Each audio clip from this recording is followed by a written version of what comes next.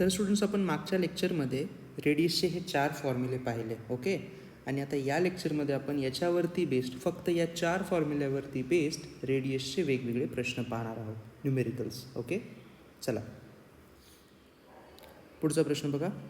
2 particles x and y having equal charges after being accelerated through same potential difference enter a region of uniform magnetic field and describe a circular path of radius r1 and r2 respectively. What is the ratio of mass x to y?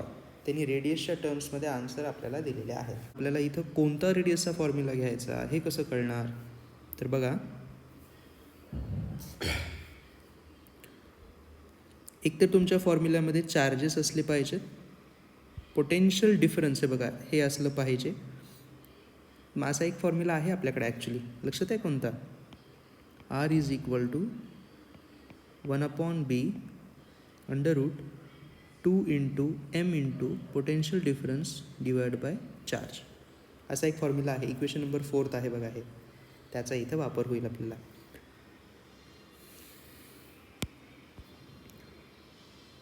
तर या फॉर्म्युल्यामध्ये आपल्याला magnetic field त्यांनी same दिलेलं आहे, त्यानंतर equal charge म्हणजे Q पण same आहे, आणि सेम पोटेन्शियल डिफरन्स म्हणजे व्ही पण सेम आहे बघा, काहीच राहिलं नाही. 2 तर असंही कॉन्स्टंट आहे. याचा अर्थ काय होईल की radius is proportional to √, only mass. Okay. मग मी असं लिहू शकतो का बघा, r1/r2 is equal to √m1/m2. याचाच अर्थ काय, मला जर m1/m2 काढायचं असेल तर दोन्ही बाजूला मी स्क्वेअर करेन, r1/r2 होल स्क्वेअर. माझं हे आन्सर पाहिजे, ऑप्शन सी आहे. पुढचा प्रश्न बघा. 2 ions having masses in the ratio 1:1, 1:, charges in the ratio 1:2 are projected into uniform magnetic field and perpendicular to the field of a cyclotron with speed in the ratio 2:3. What is the ratio of their radii? Cyclotron या वर्डमुळं घाबरून जाऊ नका, आपण ते काय आहे हे थोडंसं पुढं गेल्यानंतर पाहूयात. सध्या तुम्ही फक्त एवढंच लक्षात घ्या की तुम्हाला रेडियस फाइंड आउट करायची आहे. आणि काय काय दिलेलं आहे रेडियससाठी? मासेस दिलेले आहेत, चार्ज दिलेला आहे आणि वेलॉसिटी. मग आपण हे इक्वेशन यूज करूयात ना, R is equal to mv/pq. Mass आहे, वेलॉसिटी आहे आणि चार्ज माहिती आहे, बी फील्ड तर असंही सेम आहे बघा. मग r1ला मी लिहू शकतो m1v1/bq1 अँड r2ला मी लिहू शकतो m2v2/bq2. मग या दोघांना जर आपण डिवाइड केलं, r1/r2, तर काय येईल बघा, m1/m2 येणार, v1/v2 येणार आणि q1/q2 येणार. व्हॅल्यू टाकून देऊयात. मासेसचा रेशो 1:1 आहे, वेलॉसिटीचा रेशो 2:3 आहे बघा, आणि चार्जेसचा रेशो 1:2 आहे. तर 2:3 न्यूमरेटरचं तसंच राहिलं आणि खालचं 2:1 वर गेलं, तर हे झालं 4:3 आन्सर यायला पाहिजे. ऑप्शन ए आहे बघा. पुढचा प्रश्न बघा. A proton of energy 8 electron volt is moving in a circular path in uniform magnetic field. The energy of an alpha particle moving in the same magnetic field along the same path will be. या प्रश्नामध्ये आपल्याला 2 चार्जेसबद्दल सांगितलेलं आहे, proton आणि alpha. परत एकदा आपण इथं त्यांचं मास आणि चार्जबद्दल लिहून घेऊयात. m आणि चार्ज e जर असेल, अल्फाचं मास 4m असतं आणि चार्ज 2e असतो. ठीक आहे. पुढं चलूयात. आता त्यांनी काय म्हटलेलं आहे बघा, आपल्याला एनर्जी काढायची आहे अल्फाची, पण त्यांनी म्हटलेलं आहे की अलॉंग द सेम पाथ. याचा अर्थ काय, प्रोटॉनची रेडियस आणि अल्फाची रेडियस सेम असली पाहिजे. रेडियस जर सेम असेल तर आपण काय करूयात, कायनेटिक एनर्जीचं इक्वेशन घेऊयात रेडियससाठी. काय असतं ते, √2km divide by bq is equal to √2km by B Q. तर आपण इथं व्हॅल्यू टाकून देऊ. काय काय कॅन्सल होईल बघा. 2 आणि 2 कॅन्सल होईल. मॅग्नेटिक फील्ड पण कॅन्सल होईल है ना. कायनेटिक एनर्जी आपल्याला किती दिलेली आहे. प्रोटॉनची आहे 8 इलेक्ट्रॉन वोल्ट, त्याचं मास आहे m, चार्ज आहे e, is equal to alpha पार्टिकलची कायनेटिक एनर्जी आपल्याला काढायची आहे, त्याला k म्हणूयात. त्याचं मास आहे 4m, चार्ज आहे 2e. हे बघा, हे पण कॅन्सल झाले. रूटमधला एक m पण कॅन्सल झाला. आता आपण ह्याला स्ट्रेट अवे स्क्वेअर करूयात. तर 8 electron volt divide by 1 is equal to 4k divide by 2चा स्क्वेअर 4 आला. 4 4 कॅन्सल. कायनेटिक एनर्जी परत एकदा सेमच आली बघा. तर हे तुमचा आन्सर असेल 8 इलेक्ट्रॉन वोल्ट. परत तुमचा आन्सर हेच असेल बघा. ठीक आहे स्टुडंट्स, पुढचा प्रश्न बघूयात. A proton, a deuteron and alpha particle having the same kinetic energy are moving in circular trajectories in a constant magnetic field. RP, RD and R alpha denote respectively the radii of the trajectories of these particles. Then आपल्याला relation विचारलेलं आहे. इथं आपल्याला काय same दिलेलं आहे, तर kinetic energy आणि मॅग्नेटिक फील्ड सेम दिलेलं आहे आणि रेडियस विचारलेलं आहे. तर आपण काय करूयात, रेडियसचं कायनेटिक एनर्जीच्या रिस्पेक्टमध्ये असणारं इक्वेशन लिहून घेऊयात. √2km/b³. सेम काय आहे, तर कायनेटिक एनर्जी सेम आहे आणि बी फील्ड सेम आहे. 2 तर असंही कॉन्स्टंट आहे. त्यामुळं आपल्याला असं लिहिता येईल की R is proportional to √of mass by charge. इथं बघा तुम्ही, मी एक टेबल तयार केलेला आहे. प्रत्येक पार्टिकलसाठी त्याचं चार्ज आणि मास. प्रोटॉनचा चार्ज जर E असेल तर मास m दिलेला आहे. Similarly deuteron E, 2m. अल्फा पार्टिकलसाठी चार्ज हा 2e असतो आणि मास 4m असतं. जर अल्फा पार्टिकल तुम्हाला माहीत नसेल काय आहे, तर तो हीलियम+2 न्यूक्लियस असतो. म्हणजे त्याच्यातले दोन्ही इलेक्ट्रॉन रिमूव्ह केलेले असतात. तर प्रोटॉनची रेडियस काय येईल बघा, proportionality √m divide by e. ड्यूटेरॉनची काय येईल बघा, √2m divide by e. Whereas alpha पार्टिकलची काय येईल, √4m बाय 2e. बघा, 2 बाहेर येऊन जाईल, m राहील मध्ये आणि इथं 2e. तर इफेक्टिवली हे फक्त m/e शिल्लक राहील, प्रपोर्शनॅलिटी आहे ना. तर हे आणि प्रोटॉन दोघं सेम आहेत आणि ड्यूटेरॉनमध्ये बघा एक एक्स्ट्रा इथं 2 मल्टिप्लाय झालेलं आहे. याचा अर्थ काय, ड्यूटेरॉनची रेडियस जास्त असेल, प्रोटॉन आणि अल्फाची सेम असेल. हे तुमचं आन्सर असलं पाहिजे. ओके, पुढचा प्रश्न बघा. When a charge particle enters in a uniform magnetic field then its kinetic energy. Kinetic एनर्जीचं काय होतं असं म्हटलेलं आहे. आपण मागच्या लेक्चरमध्ये हे सांगितलं होतं की मॅग्नेटिक फील्डमुळं जे येणारं वर्कडन आहे ते 0 येतं आणि त्यामुळं कायनेटिक एनर्जी ही कॉन्स्टंट राहते. त्यामुळे तुमचं आन्सर ए यायला पाहिजे. नेक्स्ट क्वेश्चन बघा. A particle is projected in a plane perpendicular to a uniform magnetic field. The area bounded by the path described by the particle is proportional to. आता बघा, एखादा particle जेव्हा तुम्ही प्रोजेक्ट कराल uniform magnetic फील्डमध्ये, तर तो सर्क्युलर पाथ कवर करेल आणि त्याचा एरिया काय लिहिता येईल मग आपल्याला. सर्कलचा एरिया काय असतो, पाय इंटू रेडियसचा स्क्वेअर. आता आपल्याला जे ऑप्शन्स दिलेले आहेत ना प्रपोर्शनॅलिटीचे, ह्या एरियाचे, तर ते बघूयात. वेलॉसिटी, मोमेंटम आणि kinetic energy, none of these आहे.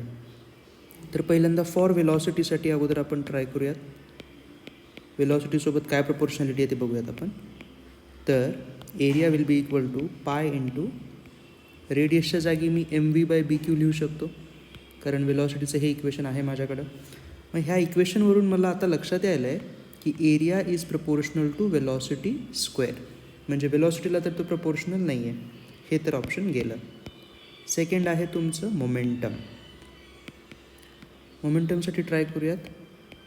एरिया इज इक्वल टू पाय r² जागी मी मोमेंटमचं इक्वेशन लिहितो p/bq. mvच्या जागी असं लिहू शकतो. यावरून पण मला काय कळतं, एरिया इज प्रपोर्शनल टू मोमेंटमचा स्क्वेअर. थर्ड ऑप्शन बघूयात, कायनेटिक एनर्जीचं. Area is equal to pi. रेडियसचं कायनेटिक एनर्जीमधलं इक्वेशन आहे √2 into K into mass divide by B Q. त्याचा हे स्क्वेअर असला पाहिजे. सॉरी, मोमेंटमच्या केसमध्येही माझं इथं स्क्वेअर राहिलेला बघा, चेक करून घ्या तो. हां, थर्डमध्ये काय होईल, एरिया हा प्रपोर्शनल होईल बघा कायनेटिक एनर्जीला. झालं तुमचं आन्सर सी. पुढचा प्रश्न बघा. A proton and deuteron both having same kinetic energy enter perpendicularly into a magnetic field B for motion of proton and deuteron on circular path of radius R P and R D respectively, then what is the correct statement. तर आपल्याला खालचे options असे दिलेले आहेत की R P आणि R डीमध्ये आपल्याला एक रिलेशन शोधायचं आहे. कायनेटिक एनर्जी सेम दिलेली आहे आणि मॅग्नेटिक फील्ड सेम आहे. तर आपण एका प्रिव्हियस क्वेश्चनसारखं हे इक्वेशन वापरू शकतो. बघा, radius is equal to √2 kinetic energy into mass divide by B Q. हे आपण इक्वेशन वापरू शकतो. याच्यामध्ये 2 के आणि मॅग्नेटिक फील्ड हे सगळे सेम असल्यामुळे यामुळे आपण असं लिहू शकतो की radius is proportional to √of mass divide by the charge. आपल्याला जे चार्जेस दिलेले आहेत प्रोटॉन आणि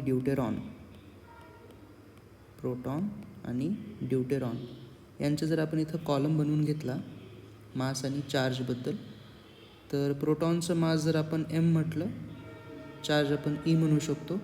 ड्यूटेरॉनचं मात्र मास डबल असतं आणि चार्ज मात्र सेमच असतो.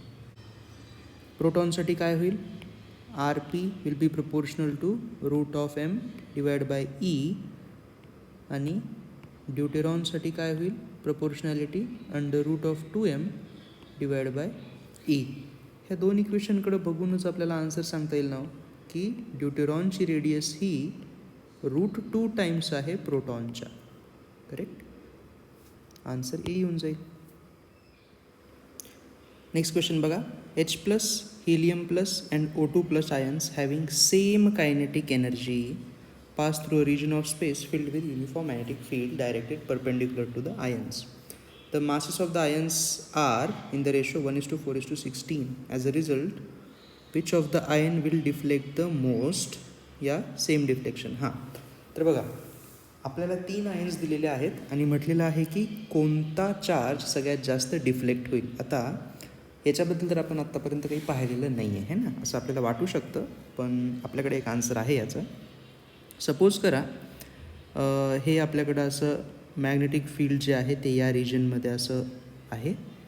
या रिजनमध्ये डॉट किंवा क्रॉस काहीतरी असू शकतं, हे वॉट एव्हर इट इज. आणि या पॉईंटवरून हे चार्जेस एंटर करणार आहे. ठीक आहे. सपोज करा एक चार्ज जो आहे त्याने असं पाथ कवर केला आणि तो बाहेर आला. ठीक आहे. सपोज करा की दुसऱ्याने अशा प्रकारचा पाथ कवर केला आणि मग तो बाहेर आला, आणि तिसऱ्याने अजून काहीतरी केलं असेल. आपण दोघांमध्ये कम्पेअर करूयात. तर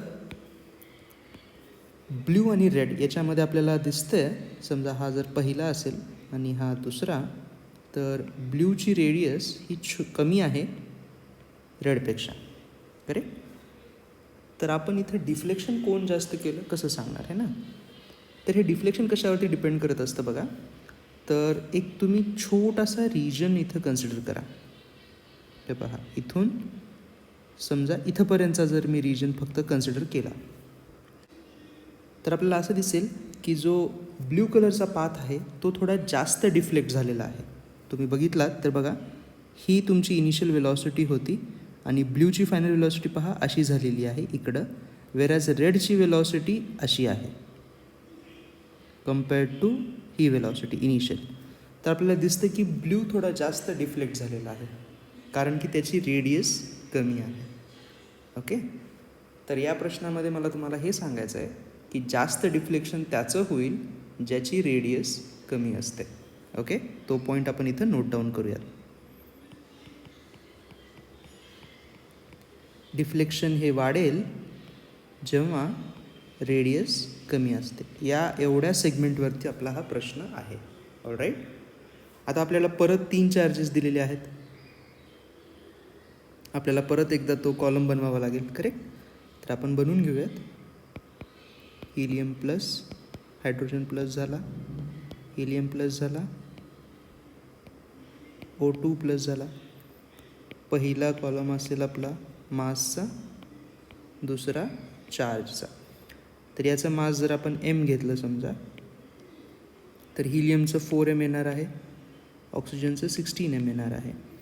वेरॅज चार्ज याचा जर E असेल, याचा पण E, कारण बघा हा हिलियम प्लस आहे, वेरॅज O2 प्लस आहे, म्हणजे इथं 2E येणार. मी याच्याबद्दल बोलतो आहे, ओके, आणि याच्याबद्दल. परत एकदा आपल्याला तेच इक्वेशन लिहावं लागेल, ज्याच्यामध्ये आपल्याला कळेल की radius is proportional to under root of mass divide by charge. तर आता हायड्रोजन प्लससाठी काय होईल, under root of m divide by E. Helium प्लससाठी काय होईल, under route 4m divide by परत एकदा E. वेरॅज O2 प्लससाठी काय होईल, under root of 16m divide by 2E, जे की 4 into m divide by 2E होईल, which is nothing but 2 under root m by E. Helium प्लसचं बघा काय होणार आहे, 2m अपॉन E, म्हणजे हे दोघं सेम आले. हिलियम प्लस आणि O2 प्लसचं रेडियस सेम आहे, म्हणजे डिफ्लेक्शन सेम आहे. आपण इथं ऑर्डर लिहूयात रेडियसची. हायड्रोजन प्लसची रेडियस सगळ्यात कमी, की मग हिलियम प्लस, हे दोघं इक्वल असले पाहिजेत, करेक्ट. चेंज करून घ्या. डिफ्लेक्शन ह्याच पद्धतीनं हिलियम आणि ऑक्सिजनचं सेम असेल, वेरॅज हायड्रोजनचं डिफ्लेक्शन जास्त असेल. ऑप्शन ए ही बरोबर आहे आणि ऑप्शन सी ही बरोबर आहे, करेक्ट.